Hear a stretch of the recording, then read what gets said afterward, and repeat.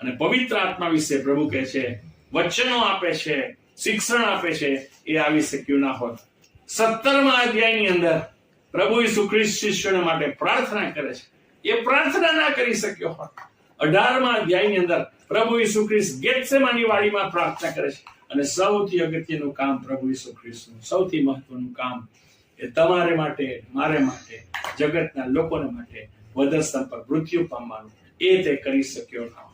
આ વ્યાકુળતા માંથી બહાર આવવું પડશે સેવા કરવાને માટે, પ્રભુએ ઈશ્વરની ઈચ્છા પૂરી કરવાને માટે. પ્રભુ, આજે મારી ખાસ પ્રાર્થના છે, વાલા સેવકો, બાળકો, વિશ્વાસીઓ, આ વચન વડે પ્રભુ તમને આશીર્વાદ આપે. અને મારી પ્રાર્થના છે કે એકથી કોઈ પણ આપણે વ્યાકુળતામાં ના રહીએ, વચનમાં બહાર આવીએ. આપણે 4 બાબતો કરીએ, જે ત્યાં આજના વચન પ્રમાણે પિતાની પાસે જઈએ, હૃદય ઠાલવી દઈએ, દેવ પર અને ઈસુ પર વિશ્વાસ રાખીએ, પ્રભુના વચનોની ઘોષણા કરીએ અને ઈસુની શાંતિ પર ભરોસો રાખીએ. અને પ્રભુ આપણા હૃદયોને આપણને આપણા સેવાઓમાં વૃદ્ધિ લાવશે. Praise the lord, hallelujah.